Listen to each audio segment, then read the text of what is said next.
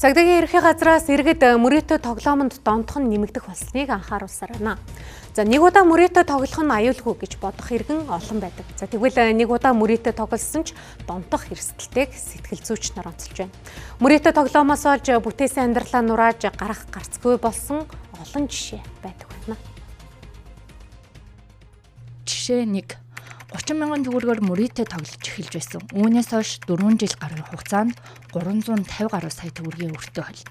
Яг одоогоор машинаа барьцаанд алдчихад сууж байна. Надаас өөр хинч үлдсэнгүй. Жишээ 2. Жил гаруй мөрөөдөө тоглолоо. Ингээд 70 гаруй сая төгрөгийн өртөө олж 130 сая төгрөг алдсан байна. Машин байр гээд бүх зүйлээ алдлаа. Одоо ганцаараа маш хэцүү байна. Жишээ 3. Анх утсаараа нэг тоглоом тоглоод 50 мянган төгрөг хойдсон юм.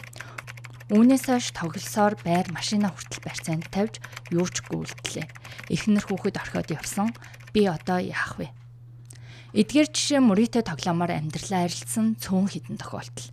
Иргэд би ухаантай учраас донтохгүй гэж эхэлдэгч энэ нь хамгийн том алдаа болдог байна. Донтох эмгэг гэдэг бол өөрөө бидний шагнал буюу reward систем, урамшууллын системийн оролцоотой явагддаг допамин гэдэг дааврын оролцоотой үүсдэг эмгэг. Гэтэл яадгүй гэхээр бид нэг удаа тоглоод за яг тухайн үедээ хэмжээний мөнгө очичлоо гэж бодъё. Тухайн яг мөчөд маш их хэмжээний допамин буюу энгийн үед мэдэрдгээс хэд дахин илүү допамин ялгарна. Бид нэг удаа насаараа амтгүй хоол идэж байгаад нэг удаа маш амттай хоол идсэн юм шиг мэдрэмжийг авдаг гэсэн үг байхгүй юу. Тэнгүүд тэр сэтгэл хөдлөлтөй холилдсон тэр дурсамж хүний тэр тархинд шингээд тэр дурсамж үүсээд дараагийн удаа тэрийгэ дахин нөгөө тоглох хийх сэтлийг өгөөд ингээд эндээс ахуулаад цаашаа донтох эмгэг үүсэх боломжтой эрсдэлтэй байдаг гэсэн үг. Сэтгцэн эрүүл мэндийн үндэсний төвд мөрийцэх дон оншоор өнгөрсөн жил 36, энэ жил 65 иргэн хэвтэн эмчилүүлжээ. Гэвч үүний цаана эмнэлэгт хандаагүй олон тохиолдол байгаа төдийгүй хувийн эмнэлгээр үйлчлүүлэгчдийн 50% нь мөрийтэй тоглоомд донтох эмгэгийн шалтгаанаар ханддаг гэх мэдээлж байна.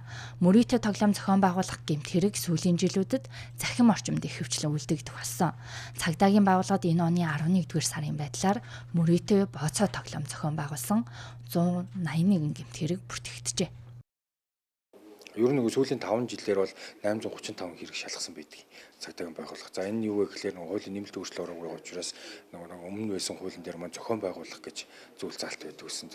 Энийхээ дагуу мөрдийн шалгах ажиллагаа явуулаад одоо бол яг ажиллагаанд 335 хэрэг хөдөлгдсөн. Бус хэрэгүүд бол шийдсэн гэсэн.